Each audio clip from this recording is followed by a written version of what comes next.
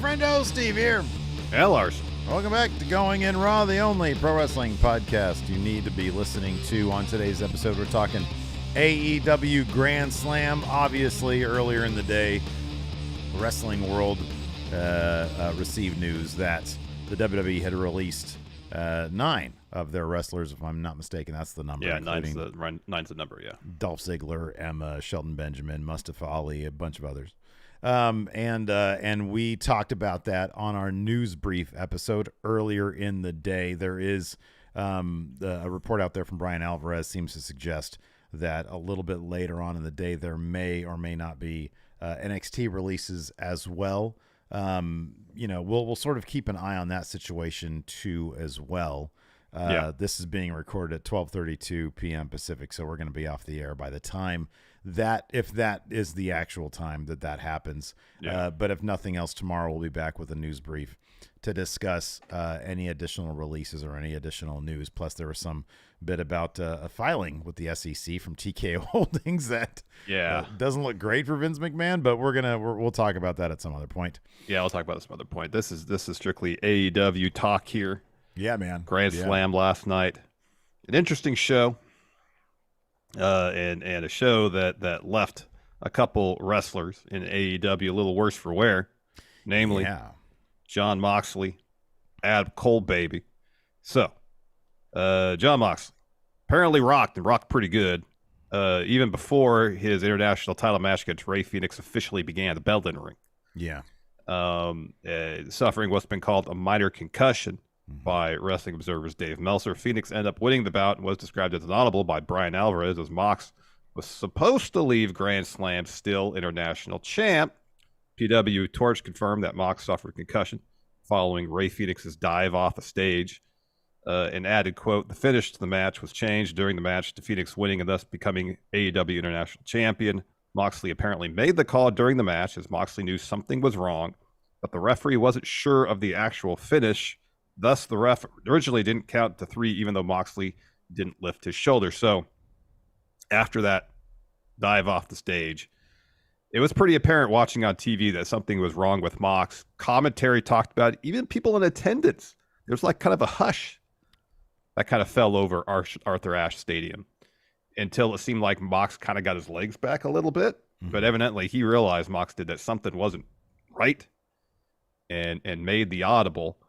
I mean, it's a bummer that the ref didn't check on him early. I mean, as soon as Phoenix hit that dive off the top, he reached out his hand and did the hand squeeze to Mox to see if he was fine. I was pretty shocked at just. It looked like Mox was out at his feet, like right after. I went back and watched this again this morning, just specifically knowing what the situation was. Yeah. Mox is disturbingly out. Like, he is out. Yeah. He's out. Phoenix tries 3 times to get him to his feet. Mox stumbles and falls. Yeah. Look, man, I ain't in the business. Where the fuck is the ref in this situation? Mm-hmm. Like, I have no idea what this guy was thinking. Like, letting this match, and I don't know, maybe Mox is the kind of personality who is like, no, I'm going to keep this going. But like, dude, he was not keeping an eye on this situation. No. Like, as it played out in the first moments, this looked ugly. It's scary to watch back. Yeah. Because when you're watching it live, you're thinking maybe, oh, is he just like selling really good? But like, when you look at it, understanding what just it looks bad. It does look bad, and like I said, the crowd recognized it even. Yeah. And then for them to allow like 2 of these driver spots for the finish, like Mox is yelling at the guy, finish this match and he's going to pin me. And then he stops at the 2. Like, and again, I understand that, refereeing a wrestling match is probably really, really difficult, but man, this was like, this seemed like just everything you were not supposed to do. It really. Yeah. I don't know what that dude was thinking, but yeah, I don't know what like the long-term, prognosis for Moxley would be when his return. Whoever won, it doesn't matter who won the title. Like, we want to make sure that, these wrestlers are as healthy as they possibly can be in the world of professional wrestling, which is not an easy task. But yeah, Mox called the audible, and Phoenix is the new international champion, an incredibly super talented wrestler who you and I have both said for a long time, this dude could easily be, a singles champion, anywhere. And it's a interesting situation now for him. It's awesome for him, and I'm sure he'll represent this title well for as long as he'll have it. I don't know what the plans are moving forward. Yeah, I don't know either. Don't know. But man, yeah, this was like a scary business. For all I know, Mox immediately told Rick Knox, "Hey, no, I'm going to wrestle this match. We're just going to keep on going." But he seemed out of it. And as a referee, I don't know that you're not supposed to. I don't know that you're not supposed to override whoever's in the ring, even though I know those personalities. Or at least you communicate that to those backstage. Yeah, and they make that decision. I mean, if 10, 11,000 people there in Arthur Ashe Stadium recognizes that something's wrong with Mox, yeah, right. You as a referee who's closer than anybody else, save for Ray Phoenix in that instance, should recognize that too and at least address it. At least stop the match and have a trainer come look at him. Yeah. At least, stop the match and try to notify somebody backstage that something's off. And slow things down so a decision can be made for the safety of Mox. Because, to go through that match like he did, and, Mox is a tough dude. Yeah, absolutely. I'm sure if it was solely up to him, he'd be like, no, I'm going to finish the match. If I could stand up, I'm fine. Yeah. But sometimes, as we saw in the Matt Hardy situation, you got to override what the wrestler thinks and feels because, when Ray Phoenix's finish is, it looks like he's dropping somebody on their head and he has to do it twice to get the finish. Yeah. That's a dangerous situation if Mox is already concussed. It really is. Yeah. Yeah. You go to a roll up or something. I mean, again, I understand you're in the heat of the moment, but that's why you're hired. You're hired because you can make these split second decisions and you can protect these wrestlers in the ring. Yeah. I saw that and I was like, what is this guy even doing out there? Yeah. Yeah. It was disappointing. Other injury news looks like Adam Cole hopefully just sprained his ankle. So during MJF's title defense against Samoa Joe in the main event, towards the end, Adam Cole rushes to the ringside area, leaps off the stage to land on the floor, and after that, he was limping around all over the place. Yeah. So Fightful Select reports that Cole was taken to the hospital following Grand Slam and was seen on crutches later on after he left the hospital. So hopefully sprained ankle, 2, 3, maybe 4 weeks recuperation, he'll be fine. Yeah. I love Adam Cole. He's great. That segment with him and Roderick Strong early in the show was amazing. Roderick's great. I can't see you, Adam. I can't see you. Open your eyes, right? And that stupid bed, man. Oh, that was so funny. I was not expecting Fine, that. Just go. That was great. So, if it's just a sprained ankle for Cole, I'd be like, hey, 2, 3, 4 weeks recuperation should be fine. I remember them saying that the Ring of Honor tag titles would be defended at Wrestle Dream, and that's what, in 10 days? Yeah. I mean, they could wrap his ankle up real good, and have MJF, who's already nursing a kayfabe neck injury, Yeah. and have MJF carry the load. But that's going to be, I don't know. I don't know how they're going to get around that. Yeah, I don't know. It sort of remains to be seen, what exactly, if it is just a sprain. Yeah, I don't know what they would do. They just, I guess, I don't know. I'm sure Adam Cole would be like, he wrestled with a broken wrist, so I'm sure he'd be like, wrap it up. I'm sure you're probably right about that. You let MJF carry the heavy load, and although he's beat up himself, so yeah, I don't know. Yeah, I don't know. I mean, it's also the kind of thing. I mean, if it's at Wrestle Dream, it's the Ring of Honor tag titles. I don't know. You could probably just postpone that match or something. I guess you could. I know. I mean, it's Adam Cole. Yeah. You don't want to get him even more effed up if it's it's just for that, So I don't know what you do. Now, if it was a match against the Kingdom, which would have storyline implications, then I would see if they really wanted to push it. Yeah, right. Yeah. But if it ends up not, because there's a 4-way match happening on Rampage on Friday. Yeah. That's involving the Kingdom, but other teams. If another team wins and doesn't necessarily directly impact the story they're telling with Roddy and Cole and the Kingdom and MJF, push it a couple weeks and just have it on Dynamite or Collision or something. Yeah. No, I'd agree with that one. But hopefully he'll be fine. He's Adam Cole. He's awesome. Yes. But yeah, no, Eddie Kingston. This was man. I love this feud. I love these guys, and this was awesome to see in New York, Arthur Ashe Stadium. Eddie Kingston winning the Ring of Honor title. He's now champ. Mm-hmm. And God, I love to see it. I love Eddie Kingston. He's so good. His promos are so great. And this might, man, I mean, people, various wrestlers can be a draw. For me, Eddie Kingston might be enough of a draw for me to sign up for that Ring of Honor service and start watching those 2-hour 20-match loaded up Ring of Honors. Because he got Athena over there too. Yeah, Athena's great. Right. Eddie's great. Eddie's great. Yeah. No, it was a great moment for Eddie. It makes sense. This is the second time I could think of where it seemed like on pay-per-view you should have a title change hands. Eddie, you could make the case Eddie should have won the Ring of Honor title either at All In or All Out. Mm-hmm. Makes sense to wait a couple weeks to have him do it in New York. Sort of like when Thunder Rosa lost to Britt Baker on pay-per-view only to win the title in a cage match in San Antonio. Yeah, which was great. It was great. AEW gives hometown wrestlers those moments, whereas WWE historically does not. Yeah, Vince. We got to get that heat. Yeah, gotta get that heat. So it was a great moment. The crowd was firmly behind Eddie. It was a really good opening bout. It was, and a good way to set the stage of what the show was going to be and get the energy high. So yeah, super cool that Eddie's got that title. The match I found myself surprisingly, it wasn't Eddie Kingston. The match I found myself most sort of emotionally into for some reason, it was the Saraya versus Toni Storm match. It was. And the crowd was you feel so the same into way? that match. Yeah, and the crowd was really into it. Right. I know that. I thought that was such a phenomenal match. It really was. It's a bummer it was only 9 minutes long. Was it really? God damn. It was like 10 minutes. It felt longer than that, short. but yeah, it's not surprising. See, going into it, I wasn't expecting Saraya to be the heel. Yeah. And it was an interesting dynamic where Saraya was the heel in this match with Ruby out there helping her cheat. Mm-hmm. And Toni Storm as the underdog babyface, essentially having to beat two wrestlers.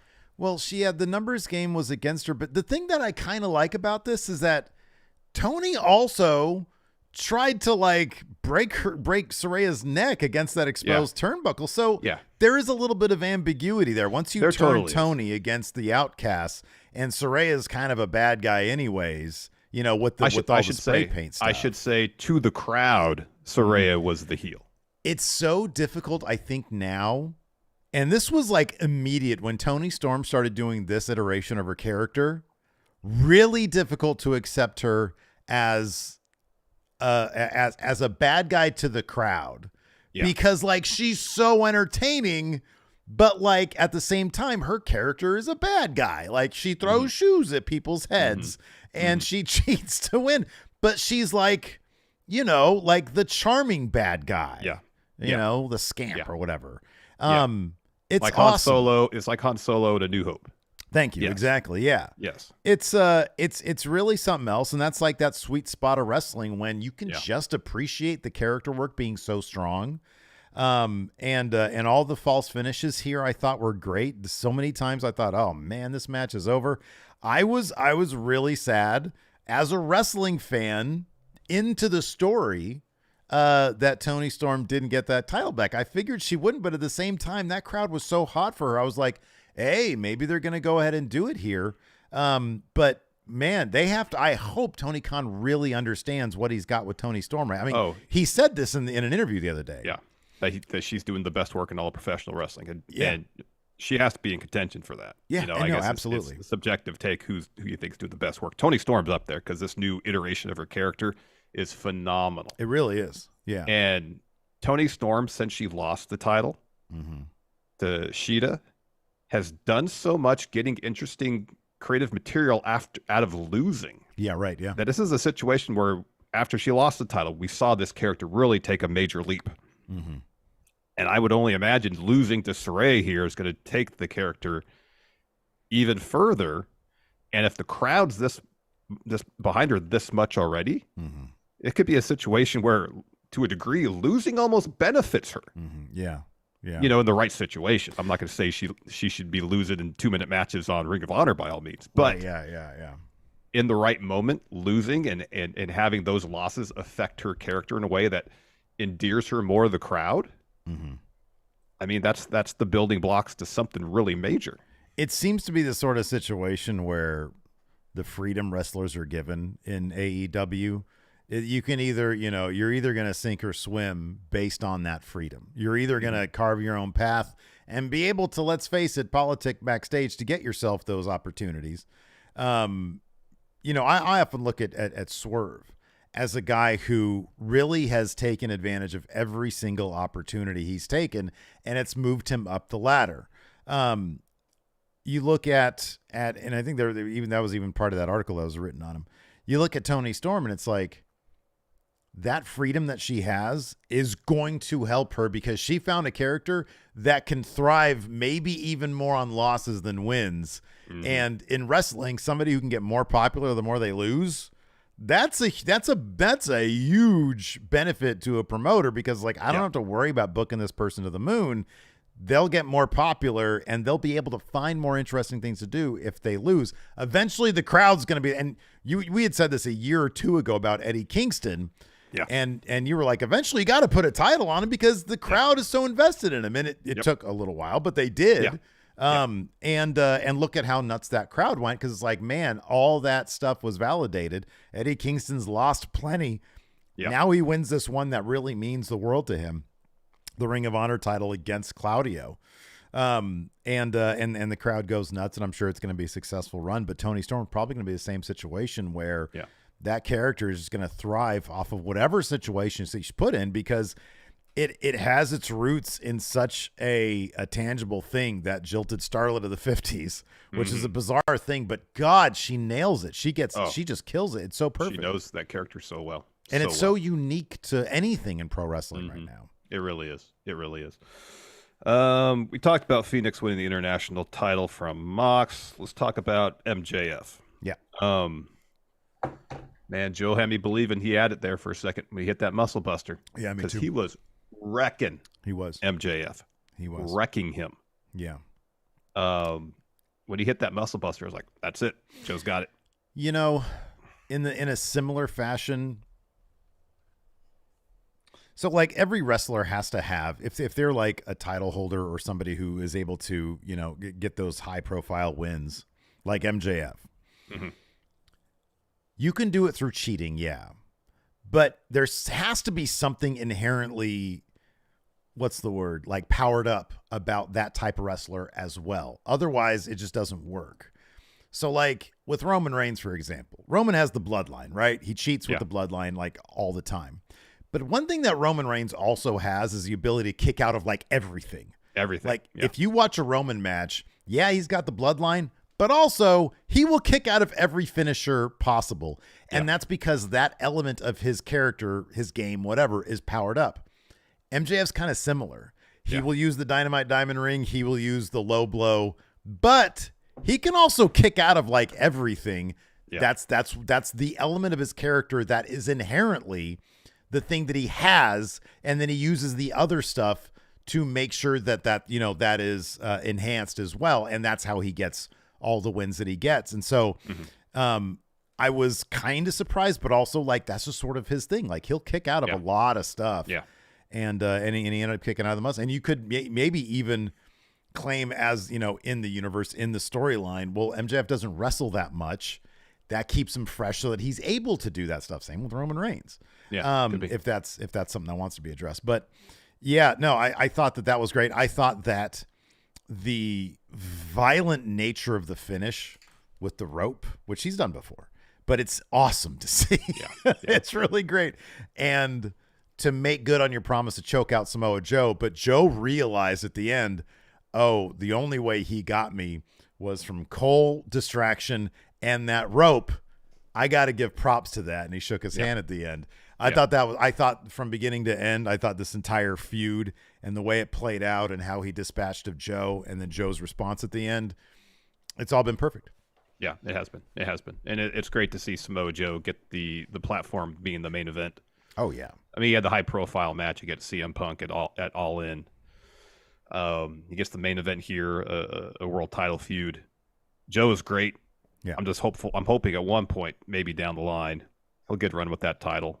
It's been great to see a bit of a career rebirth for Joe since he's come to AEW. It was kind of slow getting out of the gates once he debuted for Ring of Honor, win that TV title. He was on TV a ton, but over the last, I don't know, pretty much since the Wardlow feud, it feels like. Yeah. He's been regularly involved, and when he's on TV, every time it's a home run.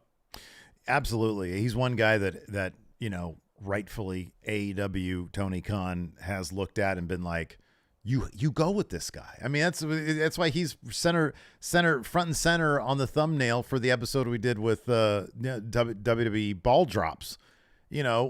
He's up there. How do you have Samoa Joe and he gets concussed and then you're like, put him at commentary, and then like he doesn't come back to wrestle until Triple H sort of does it on the under? You have Samoa Joe. This is how you use him. Yeah. This is how a force of nature, the Anton Chigurh of your company, that's Samoa Joe, and he's been appropriately used in AEW. So hats off to Tony Khan for doing that right. Yeah. Joe's great. I guess we could jump right into it. Show kicked off with Claudio Castagnoli defending the Ring of Honor title against Eddie Kingston, who is defending his New Japan Strong Championship. They both have pretty fun little entrance bits. Claudio's backstage warming up with Wheeler, and just kind of like randomly, he just knees Wheeler. Wheeler sells it for a second, and then they have a laugh about it. Mm-hmm. And then Eddie gets the entrance and starts backstage, and you start to hear the murmur of the crowd as he makes his way closer to the curtain. He comes out, and the crowd erupts because they're in New York, and he's from New York, and everybody loves Eddie Kingston. And a really fun bout. You got Eddie in the Kawada-inspired gear. You got Claudio with the green and white, like Masawa. Yeah. So apparently the finish here where Eddie hits Claudio with the powerbomb is reference to something Kawada said to him recently, I read, but also a finish to one of the Kawada Masawa matches. Okay. All right. AEW is everybody, they love their Easter eggs, man. Yeah, they love referencing wrestling history, which that's the entirety of what the Sammy Chris Jericho match was about. They were pretty upfront about that. They were not very subtle about that at all. Not at all. Yeah, no, this was really great stuff though. That bit where Eddie just like starts clobbering Claudio with a bunch of back fists and then hits the like half an ass suplex, another back fist, and then the Northern Lights bomb. That was awesome. The way that Eddie just string of offense so quick. Claudio kicks out of that. Eddie's looking for the power bomb. Claudio escapes, and then Eddie just whoop-ha, back fist. Whoop-ha. Follows with the power bomb to get the win. And afterwards, Claudio extends his hand. Eddie, hesitant at first, shakes it, and then Claudio gives him the belt and can't leave the ring fast enough. Well, I love that they reference the fact that, like, I think in singles matches or in matches, like Claudio has like a 12-2, it's 10-2 record against Eddie Kingston. So yeah, no, I've said this before on the program. Claudio is another guy that I think AEW has just sort of let him be, I guess, what he wants to be as a wrestler. Something that WWE, they always tried to do something with him, which is WWE's thing. They do, so they don't want Bob Backlund back, right? They want to do something with their characters. Claudio don't do anything with him. Guy's a badass. Let him be a badass, and it works. He's got that quiet, creepy confidence. Yeah. That it's like, oh my God, this guy's quiet, but he can destroy me at any time. Exactly. But I just like that Claudio gave Eddie like the bare minimum of respect. He shook his hand. It's like, I can't get out of this ring fast enough. Yeah, because look at him. I mean, that's the great thing about these guys, that they are, regardless of how silly the Chikara stuff is, they are so just diametrically opposed. They just are complete opposites, and it's kind of great. Oh yeah, it is. After that, we're in the hospital with Roderick Strong. This is last week. Amazing. This is great. So you got the Kingdom there. They're hovering over Roddy while he's in the hospital bed. Bennett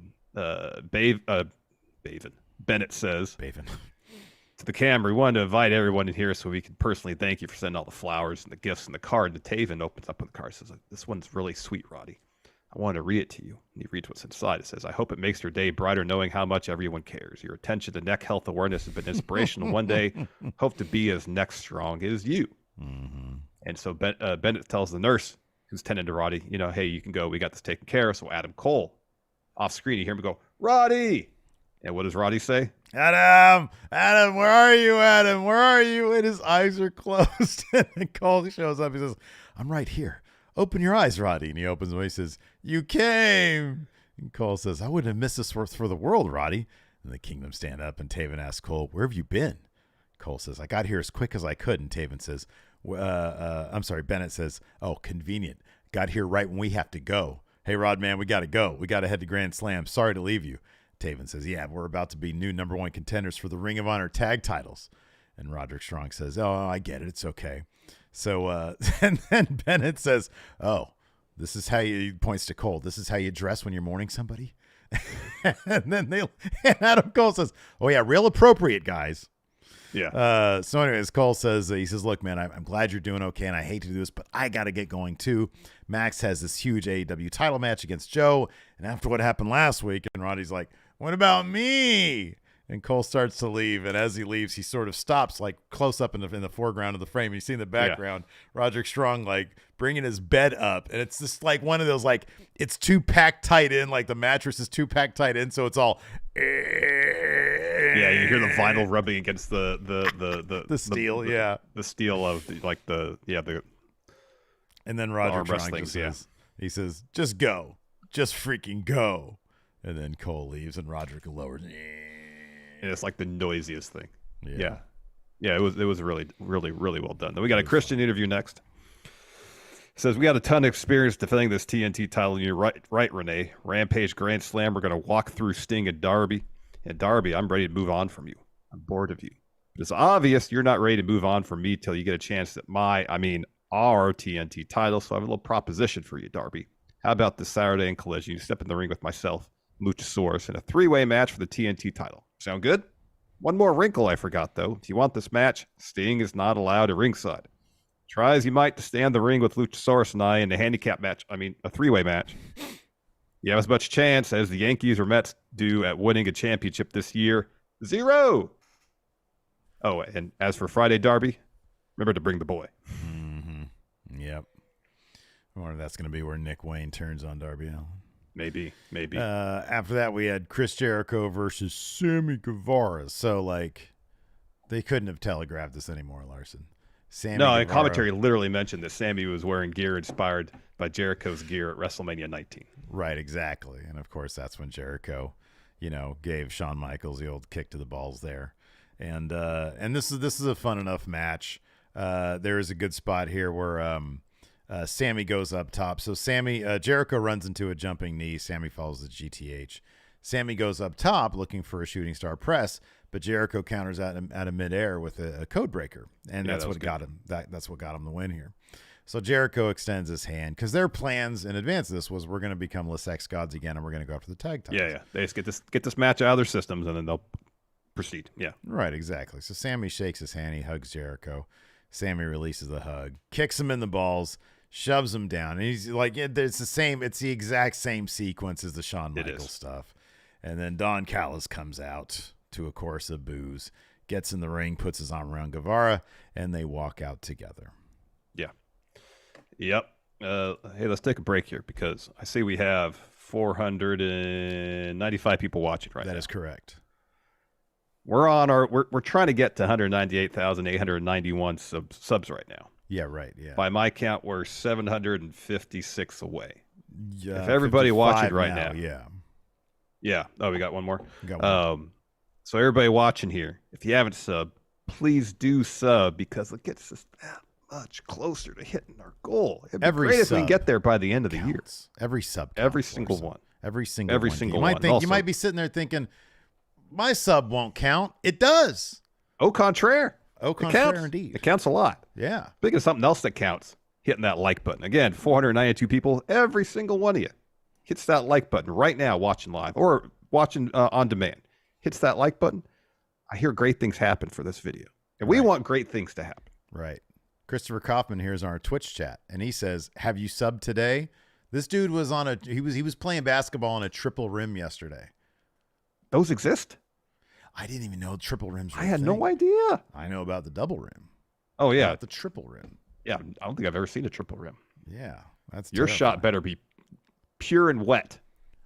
if you're playing on a triple rim. You can't be hitting any iron on a triple rim. It's got to be the wettest. Also, earlier during our show, Jason Dwyer hit us with 10 gifted memberships to the YouTube community. Now, all those people who are gifted a membership and anybody who elects to click that join button here on YouTube gets access to bonus shows, questions threads, and, of course, the huge monthly predictions challenge. Big Blue is back on the line next week or the week following, whatever, next weekend, starting next weekend, I should say. Starting next weekend, yeah. With the Week of Champions 2, No Mercy, Wrestle Dream, and Fastlane, doing a big predictions challenge for that. So you can prove to everybody that you are predictions champion by joining and winning that. Or you can go to the Patreon, patreon.com/Stephen Larson, $5 a month and up. Gets you access to all that as well. We got another bonus episode coming at you tomorrow. Another episode of Overrun. We're going to talk about anything but wrestling. We're going to talk about HBO shows that were canceled too early, and we'll be answering all of your questions that have nothing to do with wrestling. So if you're ever curious about, anything that doesn't have to do with wrestling in our lives, ask us. You could just ask. Come ask. Yeah. Come ask, indeed. All right, back to the Dynamite recap. Where are my notes here? Here they are. Next up, we had MJF, Adam Cole arrive at Arthur Ashe Stadium, and what looked to be a pretty sweet-looking green Ferrari. Yeah, it was nice. So MJF gets out of the car, says, Samoa Joe, I've been holding a grudge against you for 8 long years. When you shoved me, I took that and made it to a little ball and put that chip on my shoulder, and tonight I take that chip and bash your skull in. It was bad enough when you shoved me, but you took and you took and you took, and you tried to take away the two things that are the most precious to me. You're trying to take away my AEW World Championship, and you're trying to hurt my brother, Adam Cole. So Adam Cole the whole time is standing in the background. Says, that's where you messed up, Joe. Tonight I'm going to choke you out in front of thousands of New Yorkers. And the last thing you're going to hear as your eyes fade to black is MJF. MJF. Because we're better than you, and Adam Cole gets a phone call, so he can't finish his part of the catchphrase. And it's Roddy on the other side. Roddy is sounding frantic based on Adam Cole's reaction. And then MJF's like, hey, you're going to have my back tonight? And Cole says, of course, but this is an emergency. Roddy, chill. You're not going to die, dude. So Adam Cole walks off frame. And MJF kind of looks, as he leaves, looks towards camera and says, your ass is mine, Joe. Yeah. So after that, we got Sammy and Don Callis walking backstage. Renee walks up, asks if Sammy is confirmed to be in Callis family. Callis says, all will be revealed this Friday on Rampage. And then they walk off, but then they see Daniel Garcia, and Sammy gets all up in his face, and Callis like, no, back off. This kid's money. He's money. I'm glad that he didn't do that. Like, he reserves that for special times, but it's like, at a certain point, it's a serious situation. Yeah. Don't start doing the dance. The dance, the hip thrusts. Yeah, man. You reserve that so when you try to get Tony Khan to do it after the show's over. Yeah. Yeah, boy, oh boy. Yeah. That so dude's then hip after was that, going to come flying out. After that, we got Ray Phoenix taking on Jon Moxley for the international title. And yeah, before the bell even rings, Mox is making his entrance down the ramp. Phoenix goes out there and attacks him. They brawl for a bit. Phoenix hits him with a springboard kick, which sends Mox to the floor. And then Phoenix hits this massive dive off the ramp onto Mox. Seemingly is when Mox got concussed because he could barely stand up after that. Yeah. Commentaries mentioned they looked rocked. Trouble getting to his feet. The crowd seemingly realized that Mox was out on his feet. Eventually, it looked like Mox kind of got his legs under him a little bit because the match continued, shockingly. Right. And it seemed like they were proceeding as planned for the most part. Mox went for a couple Death Riders off the top. Phoenix found a way to escape both of them. Hits a swanton, then the Phoenix driver. And then Rick Knox is counting the pin, stops before his hand hits 3. And then you can see Mox look up at Rick Knox while he's still on his back and yell something at him. Oh, he yelled "fuck you." That's what he. Because I heard about that, and then I watched it back because they were like, "Yeah, you can see this." So I looked and I was like, "Oh my god, he totally says fuck you." Yeah. So then Phoenix picks Mox up again, hits another Phoenix driver. This time Rick Knox counts the pinfall, and as soon as the match is over, trainer's in, check on Mox. Yeah. Apparently he left the ring under his own power. So, hopefully, as Meltzer put it, it is just a minor concussion. and he'll take the time he needs to rest and recover, and he'll be back when he's ready. So, considering the situation, it could have been potentially a lot worse. So. Yeah, no, absolutely. Maybe just go fishing. Just go fishing. Take things 3-4 have weeks settled down a little bit now. Certain so and so's out of the company, so maybe a little bit drama free for now. You can just chill. Yeah, exactly. Then we got a Samoa Joe promo. He's looking right at camera. It says, "Max, you feel it, Max? The night is upon us. A great celebration. Tonight is a night of consequences. You have run your mouth. You have told the world how you've harbored your grudge against me for 8 years. Well, be prepared to hold that L for a little bit longer, because tonight I smash you from pillar to post. Tonight, in front of your hometown, in front of your people, I beat you unmercifully. Tonight, I finished taking from you what I started taking from you all those years ago, except this time it won't be your future. It will be your championship."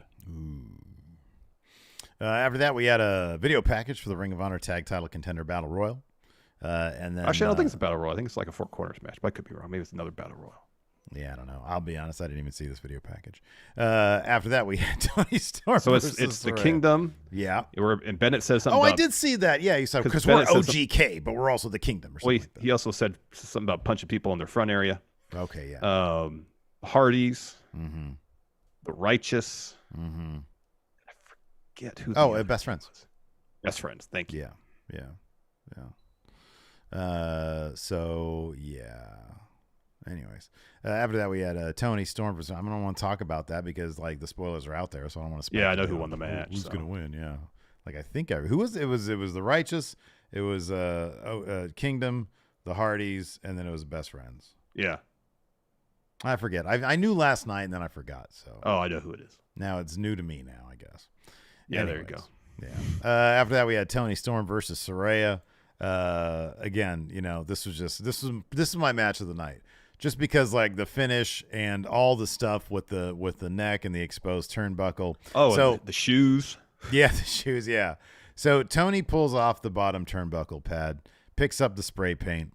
I'm sorry. We'll start here. So Tony hits a draping DDT on the ramp. Another in the ring, gets a 2 with that. Saraya rolls to the floor, knees Tony in the gut, and rams her into the announce table. So Tony pulls off the bottom turnbuckle pad, picks up some spray paint. Ruby takes it from her, then slides it over to Saraya. Saraya sprays Tony in the face, hits a nightcap. Tony kicks out of that. I thought that'd be done. Yeah. So Saraya has the chance to ram Tony's head into the exposed turnbuckle, and Ruby's like, "Do it." She would do it to you. She would do it to you.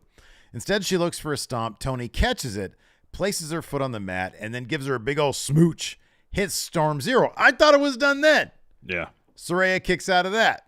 So Tony puts Saraya, her neck, up against the exposed turnbuckle and sets up for a hip attack. But she sort of takes a little bit of time to do it. So Saraya escapes that and then is able to hit a nightcap off the second rope to get the win. But just a thrilling match. Really good stuff. The shoe bit earlier on where Tony goes in the ring and grabs a bunch of shoes and starts hitting Ruby with them. And then she puts a high heel in her tights behind her back. Mm-hmm. So she walks in the ring with another shoe. Russ sees it, so he takes the shoe from her and gets rid of it. And while he's doing that, she takes the high heel and hits Saraya with it. The way she's working elements of her character into how she wrestles her matches is fantastic. Doing the thing, doing a diva-esque thing from the 50s, throwing a shoe at people, and then using that as part of her gimmick in the match really is a stroke of genius. It's so good. It's so good. Yeah. It's so good. Then we got an MJF Samoa Joe video package ahead of the main event, and that was next. Before his entrance, MJF had a Bret Hart. Oh, this was inspired video package. Yeah. It was pretty good. So it's the one where there's a little kid and MJF is in the hallway, and they even film it with the same. It looked dead on, the cinematography, everything looked same lighting, perfect. the same framing, everything. Yeah. And so the kid says MJF, and he turns around in the hallway, comes back. Instead of the sunglasses, he takes off the Burberry scarf, puts around the kid, and then he whispers something to him, and he walks off. And the kid looks up at his dad and says, "I'm adopted." I'm sorry, that shit's funny. That shit's funny. It was really good. Yeah. It was really good. Early on, Joe makes sense, targeting MJF's neck. Oh, since he's wrecking MJF throughout the majority of this match. Wrecking it. And MJF will get a little offense and immediately try to end the match immediately with a choke, which Joe has a counter for like every time. So during the course of this, at one point, even MJF hits a kangaroo kick. Doesn't really seem to matter because Joe hits MJF with the Death Valley driver on the corner of the apron. Oh, my God, dude. This is one of those things where I'm like, I just hope, and I know it's wrestling, man. You load up a bunch of pillows underneath that corner of the apron there because oh my God, that looked horrible, dude. I know it looked rough. So Joe then sets up a table against the barricade, hits an Uranagi on MJF through that. Mm-hmm. He moves a chunk of padding from the ringside area, hits MJF with a pile driver on that. Mm-hmm. And at that point, trainers come out to check on MJF, and Joe's like, "No, I'm winning this match." So he starts, like dispatching of them, puts MJF in the ring, covers, gets a 2. And so Joe yells at MJF to give up. So MJF spits at his face. Joe slaps him, looks for a clothesline. MJF ducks, but hits like the transition to like the Will Ospreay type powerbomb where he does a float over into powerbomb. Mm-hmm. Gets a 2 count there. They're trading strikes. MJF looks for a sleeper. Instead, Joe locks in a clutch, but MJF grabs the ref so he can hit a back kick low blow. So then MJF pulls out the Dynamite Diamond ring, charges Joe, but Joe pulls the ref in front of him, so the ref sees, like right in front of his face, that MJF has the ring on. So the ref takes the ring from MJF, and that allows Joe to hit MJF with a low blow, follows with a muscle buster. I thought that was it. I thought that was done. I thought that was it, but MJF kicking out of the muscle buster. Like up until that point, Joe was like, "Oh, he kicked out, not a huge deal. Mm-hmm. I'll get him with the muscle buster or clutch." So Joe locks on the clutch, and MJF starts to fade. And the ref does the hand thing where he raises the hands up 3 times. Mm-hmm. I think at 1, Adam Cole runs 2. Adam Cole runs to ringside, jumps off the ramp, apparently hurts his ankle, still walks around the opposite side of the ring, is yelling encouragement at MJF.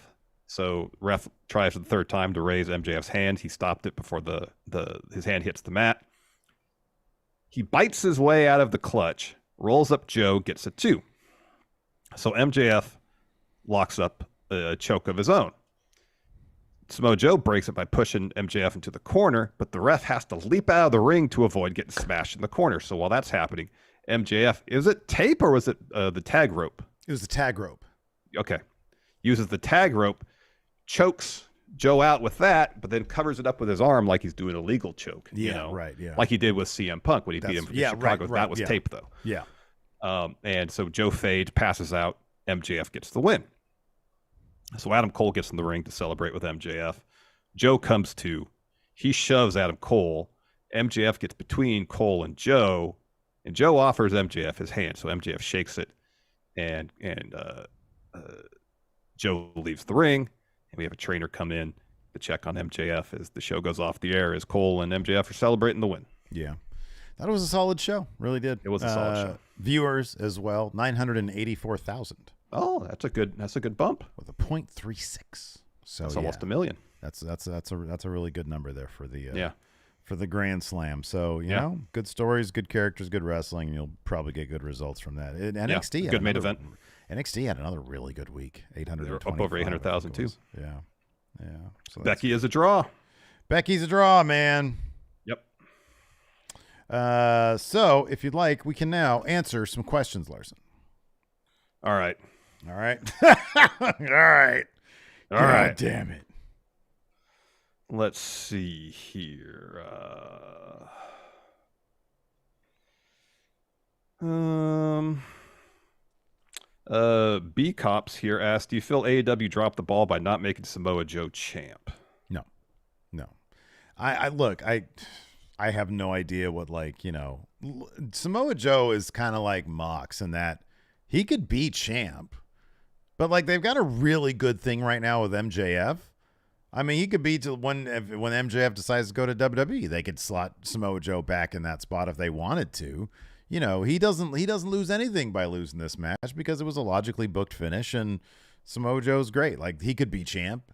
Yeah, he could be champ at any moment, yeah. Yeah, but like he doesn't need to be. And that was a pretty well protected loss for Joe in that he literally got choked out with a foreign object. So right, yeah. So it wasn't like he lost clean. it was everybody had to come together and cheat to win. So yeah, that's totally fine. Dave Matuszek says, do you think there could be a remote possibility that Grand Slam could become an annual pay-per-view event? I think Tony Khan referenced that, didn't he? Yeah, he said, I think he did. Or he said he wants to come back like a different time of the year, which would indicate that it's probably be in pay-per-view form. I think he said something like that particular venue for a pay-per-view, yeah. Okay. Something to that effect. Yeah. So, yeah, I whether imagine it replaces Grand Slam or in addition to Grand Slam, don't know. Because, yeah, you and I talked about this a little bit off camera. It really does feel that Wrestle Dream kicks off the monthly pay-per-view thing. Yeah. Yep. $50 a month, everybody. $50 a month. Well, hopefully just 50. It could be 60. Could be 60 if they land on Max, Yep. Johnny Hendricks here says, you guys mentioned Raw getting hammered by Monday Night Football. Is AEW Collision going to have trouble maintaining decent ratings with college football going on? I think AEW Collision is going to have trouble maintaining decent ratings for a variety of reasons, college football being one of them. Mm-hmm. It's not the best time spot. Nope. They just lost CM Punk from the show. Mm-hmm. It's going to take a while for them to, whether it's developing stars, telling really, really interesting stories so people tune in to see what stories are being told, something to overcome the time slot, the competition. It's not just college football. It's UFC. Later on, sleep. Later on the football season, there's going to be Saturday games. Yeah. Saturday WB pay-per-views. There's a lot of competition Saturday evenings for special huge events. Oh yeah. And that's all going to hit Collision when it comes to the ratings for sure. Yeah, I'm sort of surprised that I don't know. You're right, because like it's a no-win situation. It really is. Like it's a really, really bad time slot. Yeah. So I don't know. Let's see here. Okay, all here right, we Steve. go. Go ahead. Oh, I was gonna say, Guy Oshima says, if AEW ever makes a Hall of Fame, which faction not named the Elite makes it in first? The Inner Circle, right? Yeah, the Inner Circle. Yeah, that'd be the Inner Circle, I think. Inner Circle, absolutely. I know you don't like recasting questions, but I feel like this one would be fun. Okay. Organ Grinder says, to commemorate WB's deal with NBC, who would you cast in a reboot of Seinfeld using WB stars? So who's Jerry, Elaine, George, Kramer? All right. So Kramer's Dijak. No, okay. Dijak's Putty. Sorry. Dijak has to be Putty. Dijak's definitely Putty. Who would be Kramer then? Kramer. Like Rick Boogs would be a good Kramer, but unfortunately he got released. Wow, Big Jack Kramer. Yeah. Yeah. Okay. Yeah. No, Boogs actually fits perfectly. Yeah. Boogs is perfect. He's not. Well, in memory of Boogs' time with WWE, we'll put Boogs in the Kramer role. Yeah. Who's George Costanza? Didn't we used to have like a joke about somebody in WWE being Costanza? Shit, I forget. See, I don't know. These questions always put me on the spot. All right. Elaine, I'd say Becky Lynch. Yeah, that's good. I'd go Bailey with Elaine. I'd go Bailey. All right. I'd go Bailey. Diehard Homer says Sami Zayn as George. Oh, see, that's perfect. That's good. That's pretty good. What about Kevin Owens as Jerry Seinfeld? I could see that. Because he's like the logic. He's always like, what's up with you guys wanting Jey Uso in the company? Yeah. What's the deal? What's the deal? What's the deal with Jey Uso? Let's see here.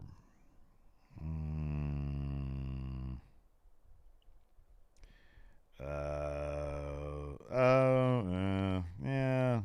These questions aren't the best. Let's see here. Click that join button. You can be told your questions aren't the best. Cream Reviews says, are you guys okay with Samoa Joe's show of sportsmanship, given MJF clearly had to cheat to beat him? Yes, because Joe knew this guy had to do everything possible to win, and that's just how it goes. I don't see why people would be weird about that. I don't know if it's so much a show of sportsmanship. I think it's, well played. Right, yeah, exactly. It's not good game. Right. It's all right, well played. Yeah. You outdid me. You got the job done. Yeah. Didn't think you had it in you. Nope. Deddy says, if you had a $1.4 billion television deal for Action Coast Wrestling, how many people would you hire and pay better than decent rates to, rather than, I don't know, it's a comment, I think, on the releases. Yeah, I think so. It's not really a question. Everybody would get huge raises. Here we go. Alex Foster go ahead. says, there's only one spot left in the Callis family. How would you each promote yourself in order to get the last spot? Would you even want to be in the Callis family? Takeshita looks really cool. Yeah, Takeshita does look awesome. I don't know. His presentation's awesome now. Since like everything else. Like, it depends on what I'm being offered. It's true. You know. Sammy, if he's in, you know. Yeah, no. If it was Garcia, yeah. Sammy, Yeah. Yeah, Garcia would be cool. I Am the Rocky says, who is the first challenger for Eddie Kingston's Ring of Honor title, and why should it be Samoa Joe? I will admit that would be some great promos, but I don't want Samoa Joe losing 2 world title feuds in a row. Well, 3, technically, because he lost the real world championship match this season. Oh, you're right. Yeah, no, that's a good point. The first challenger for Eddie Kingston's Ring of Honor world title should be Wheeler Yuta. Oh, there you go. That's good. Nick Kyle says, what other classic segments in wrestling should MJF try to mimic? Oh, wow. Great question. Oh, the MJF Express. That'd be good. The Lex Express, 1,000%. That'd be good. What about the Huckster and the Nacho Man, or whatever the him and the Cole segments? doing that? Yeah, that's good. Yeah, making fun of Hogan and Macho Man. Yeah, I like that. Here we go. go. E-Dub has a good one. Santana versus Eddie Kingston. Oh, there you go. Okay. Jonathan Vieira says, not wrestling related. What's the first scary movie or TV show you guys ever saw? So I remember once we had some babysitters watching my brother and I. And I go in the other room and they're watching Friday the 13th, I think 2. That's hilarious. Because the first scary movie I ever saw in the theaters was 3. I think it was the Dream Warriors or Dream Child. Oh, Nightmare on Elm Street, you mean? Yeah, Nightmare on Elm Street, yeah. Yeah. Is that what you said, Nightmare on Elm Street, or you say Friday? No, Friday the 13th. Oh, I'm sorry. I saw, Nightmare on Elm Street 3 was the first one I saw in the movies. The first scary show, TV show, I'm almost positive was V. Oh, V was awesome. Yeah, I love V. Terrifying. Yeah. Like, it's remember, and the lizard people. I might still have V, the Final Battle on DVD. Mm-hmm. Remember Amazing Stories? Oh, that anthology show? Yeah. I used to watch that all the time, and they had some creepy stuff on there. Okay, so you're absolutely right. The one that stuck with me so hardcore that fucked with my head was Christopher Lloyd as the teacher. Oh, yeah. So, like, the kids go to his house to either prank him or do something, and because he's just an asshole of a teacher. And there's like he terrorizes these kids, but he ends up getting his head cut off. And the next day, and then the kid that was like, going over there and he was being terrorized, he ends up waking up the next day, like in his bed, like he blacks out and he wakes up in his bed. Yeah. Goes to school the next day and he sees Christopher Lloyd, the teacher, there. And he says, "Hey, can I see you after class?" And he's like, "Okay." And then he undoes his scarf and there's a big, like, sewing, like there's a big, scar around his neck. That fucked me up. I was like, that's so dark. It is. Yeah. Some segments of Ripley's Believe It or Not were pretty crazy too. Oh yeah, that's it. Yeah. Yeah. Clown says my mom just called Steve a wuss. V wasn't scary. Dude, when you're like 6 years old or 5 years old and you see like these people like peeling their skin off and they're lizard people underneath, what are you kidding? Yeah. Gee whiz. Mom, Clown, give me a break. Yeah. Yeah. Shit was scary as fuck when you're a little kid. Yeah, it was. It was. Anyways, on that note, that's going to do it for us today. Thanks so much for tuning in. We may or may not be back later on with another video. Oh, we will actually on Friendo Club Wrestling. We got a video going up, Wrestling What Ifs. Yes. Where we take a look at what has happened and what would have happened. So go check out, I think it's youtube.com. So let's just put in Friendo Club Wrestling. And it'll Friendo Club. Yeah. Anyways, that's going to do it. Thanks for watching. Until next time, we'll see you around. Goodbye.